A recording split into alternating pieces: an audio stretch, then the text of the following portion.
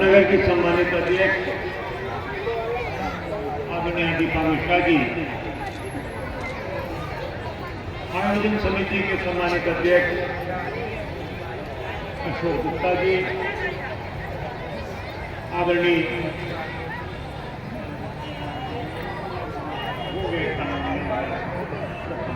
आयोजन समिति के सभी सदस्यगण, बहुत सारे लोग हैं, दूसरे लोग और नाम लेंगे तो हमने सबको जोड़ दिया है। आदरणीय हमारे सहयोगी दीपी मिश्रा जी, हमारे बहुत पुराने सहयोगी आदरणीय सुधीर समगरिया जी, भाई संचालन करने वाले भाई घनश्याम जी,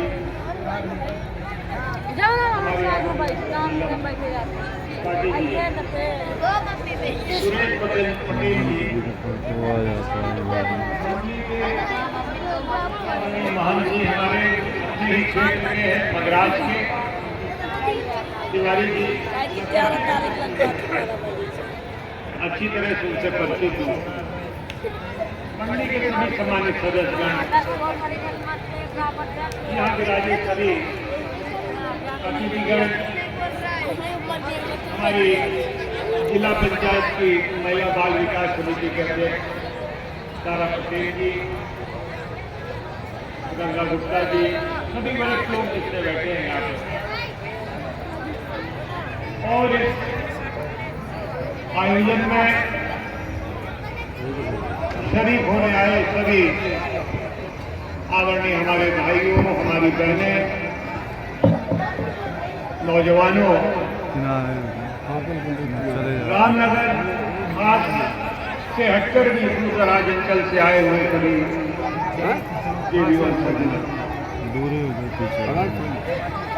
हर वर्ष की तरह इस साल भी आयोजन समिति पीछे जाते हैं, ये रामलीला का मंचन कर रही है और तत्पश्चात जैसी की परंपरा है रावण दहन होगा। अपनी बात आगे कहूं उसके पहले जो अगले साल होने वाले कार्यक्रम ऊपर कुछ संशय के बादल हैं, उनके संबंध में मैं कहना चाहूंगा। एक तो यहाँ बस स्टैंड बन रहा है और यहाँ भी काम चालू हो जाएगा। एक बहुत बेहतरीन सुविधा रामनगर के लिए बनने जा रही है, लेकिन यदि एक समस्या हो करने का कार्यक्रम भी बहुत महत्वपूर्ण है।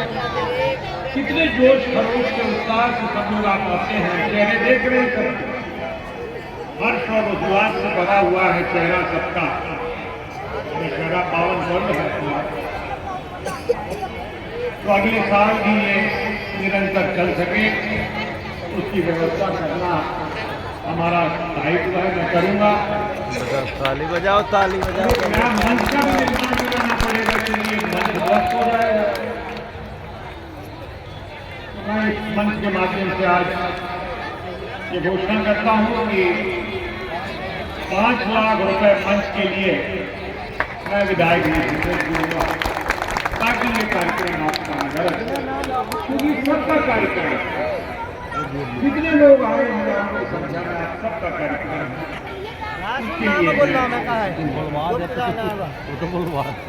कमेटी को मैं 11,000 रुपया देना चाहता हूँ। काफी कुछ धन इकट्ठा करते हैं, सबके लिए सुंदर दृश्य हम लोग देखते हैं, सुनते हैं। हमारा भी एक छोटा सा सहयोग उस दिशा में होगा, ये मैं घोषणा कर रहा हूँ। अब आए अपने कार्यक्रम। बहुत बेहतरीन कार्यक्रम रामनगर में आयोजित होता है हर साल। मैं समझता हूं अब धीरे धीरे इसका विस्तार होता जा रहा है। कम जगह है अपने जिले में जहां इतना भव्य कार्यक्रम रामलीला का विजयदशमी के अवसर पर आयोजित होता हुआ। हम लोग सब आते हैं, रामलीला के प्रसंगों का श्रवण करते हैं, सुनते हैं, फिर सामान्य रूप से जीवन चलने लगता है, घर चले जाते हैं, अगले दिन अपने दैनिक कार्यों की आपाधापी में लग जाते हैं और भूल जाते हैं कि कल हमने क्या सुना था। लेकिन मैं ये कहना चाहूंगा, हमारे सनातन धर्म में कुछ ऐसी कथाएं हैं, ऐसे प्रसंग हैं, चाहे रामायण हो, महाभारत हो,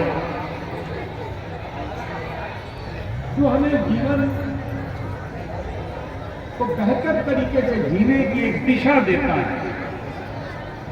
हम अच्छे इंसान बने, अच्छे माता बने, अच्छे पिता बने, अच्छे भाई बने, अच्छे पड़ोसी बने, अच्छे नागरिक बने। ये सारी नसीहत ये हमारे लिए पढ़ देते हैं। मैं कहना चाहूंगा, इसको भी हम याद रखें, अपने जीवन में उतारें, तब तो इसका हमें लाभ है। वरना वही घाट के 3 बात फिर जीवन चले जाते हैं। जो समाज में व्याप्त बुराइयां जो बढ़ती जाती, व्यभिचार बढ़ रहा है, महिलाओं के प्रति अत्याचार बढ़ रहा है, तमाम एक असत्य का बोल रहा है, जो झूठ में बोल ले वही सिकंदर। इस पर विराम लगाने के लिए हमको इससे सीख करना है।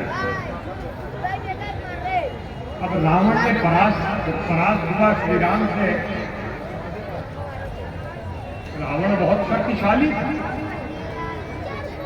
उसके पास दिव्य शस्त्र थे, ब्रह्मा का शस्त्र दिया हुआ था, वरदान भगवान शंकर का वरदान शस्त्र दिए हुए। लेकिन उसे भगवान श्री राम ने, जो जमीन पर थे उन्होंने युद्ध किया, रावण रथ पर था और भगवान श्री राम पैदल थे। रावण के पास उसका भाई नहीं था, राम जी के पास उनके भाई थे, लक्ष्मण जी थे, और रावण का भाई विभीषण उसका साथ छोड़ दिया। रावण बुराइयों का प्रतीक, सोने का रथ, सोने की लंका, कुबेर को उसने बंधक बना रखा। शिव का सबसे बड़ा भक्त माना जाता था, बड़ा विद्वान था रावण। लेकिन जब बुराइयां उसने शुरू की, उसको अंत करने के लिए भगवान श्री राम ने जन्म लिया और जमीन पर खड़े भगवान श्री राम ने उसको पराजित किया। प्रसंग आता है, रथी रावण विरथ रघुवीरा, लंबी वो है, रावण रथी विरथ रघुवीरा, देख विभीषण भयो अधीरा। ये प्रसंग आता है। क्यों जीत गए भगवान श्री राम? इसलिए नहीं कि भगवान, उन्होंने तो मनुष्य के रूप में जन्म लिया था, इसलिए जीते कि वो सत्य के मार्ग में, और रावण असत्य के मार्ग में। रावण अत्याचारी था, व्यभिचारी था, ज्ञानी होने के बावजूद इसीलिए वो हारा। सत्य परेशान हो सकता है, लेकिन सत्य कभी पराजित नहीं होता। हमें सत्य के मार्ग पर चलना, ये हमें सीख मिलती है। और एक बहुत बड़ी और सीख है जिसको हमें समझ करना चाहिए, चिंतन करना चाहिए, अपने व्यवहार में उतारना चाहिए।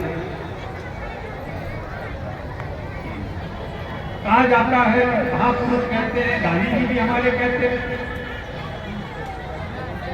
कि किसी इंसान से घृणा मत करो, किसी व्यक्ति से घृणा मत करो, उसकी बुराइयों से करो, जो बुराई है उसमें, और अगर निकल जाए बुराई तो वो व्यक्ति स्तुति योग्य है, स्वागत योग्य है। ये हमारे महापुरुष कहते हैं। भगवान श्री राम ने इसे रिकॉर्ड किया, जब रावण को शक्ति लगी, रावण गिर गया, मरना सन्न था, तो भगवान श्री राम ने लक्ष्मण जी से कहा, देखो लक्ष्मण, एक बहुत बड़ा विद्वान जाओ उसके पास कुछ शिक्षा लो। बताइए, हम लोग दुश्मनी मान लेते हैं, पास जाना तो दूर, चेहरा नहीं देखना पसंद करते हैं। ये कितना अच्छा सुंदर प्रसंग है। और जब लक्ष्मण जी गए, सर की बाजू में खड़े हो गए, रावण ने आग खोली, बड़ा विद्वान था रावण, कोई दो शक नहीं, दो राय नहीं। उसने आग खोली और बंद कर ली। लौट के आए लक्ष्मण जी राम जी के पास, बोले भैया आपने भेजा तो मुझे, तो राम जी ने कहा, भाई देखो भ्राता, तुमको हमने कुछ सीखने के लिए भेजा, तुम जाकर सर के पास खड़े हो गए, सीखने के लिए चरणों के पास खड़ा होना पड़ता है। जब दोबारा लक्ष्मण जी गए रावण के पास, तो उसने आंखें खोली और कहा कि अपना काम करना हो जीवन में तो कभी कोई नोट मत ले, अपना काम मत करो जीवन में।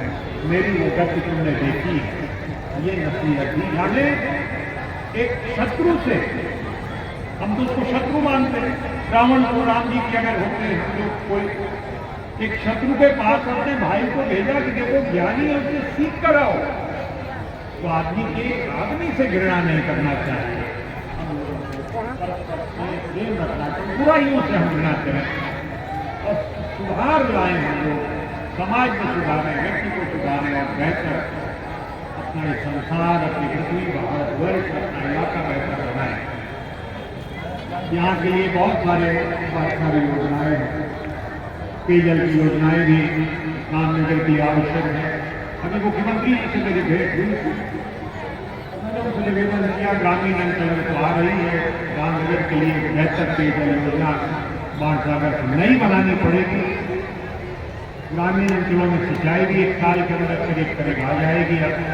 2013 के बाद जब मैं विधानसभा उपाध्यक्ष की नींव मैंने डाली थी, वो पूरी हो रही है। रामनगर की एक बहुत बड़ी समस्या है, यहाँ पर लोगों के पास पट्टे नहीं है। लोग एक छोटे से कागज को लेकर अपनी अपनी जमीनों में बसे हैं, मालिकाना हक नहीं है कानूनी, तो उनको राजस्व ग्राम इनको घोषित करके जितने भी आदर्श ग्राम है और सबको पट्टे दिए जाए। बहुत सारी चीजें उनसे चर्चा हुई है। रामनगर देखिए कितना सुंदर, आज कितनी झांकियां, सुंदर सुंदर झांकियां बनती, कितनी प्रतिस्पर्धा है यहाँ के लोगों को। और व्यापारी भाई कम से कम इसमें सब साथ देते हैं, इकट्ठा रहते हैं। ऐसी झांकियां आपको दूसरी जगह नहीं देखने को मिलेगी। इतना सुंदर रूप से सजाया गया, लगता है कि वास्तव में रामनगर राम जी की ही नगरी है, रामनगर जी की। मैं आयोजन समिति के अध्यक्ष जी को, सभी माननीय सदस्यों को धन्यवाद देता हूँ, उन्होंने मुझे आमंत्रित किया। और मैं तो आपका प्रतिनिधि हूँ, जितने लोग आप बैठे हैं, और प्रतिनिधि कोई वोट दे तो भी उसका है, ना दे तो भी उसका है। मैं तो सबका प्रतिनिधि, जितने लोग आप बैठे हैं। अभी तो मैं नहीं जानता किसने दिया किसने नहीं दिया, मैं जानता प्रतिनिधि में जानता। साथ के कुछ शरीर को दाई को कितने दिनों को मैं बीमार था, अब करीब ठीक है, पूरी ताकत से आपकी सेवा करने में मैं लगा रहूँगा। ईश्वर भगवान श्री राम जी को शक्ति मानता हूँ, साहस मानता हूँ। आप सबको मेरी समस्त शुभकामनाएं, बहुत बहुत धन्यवाद। जय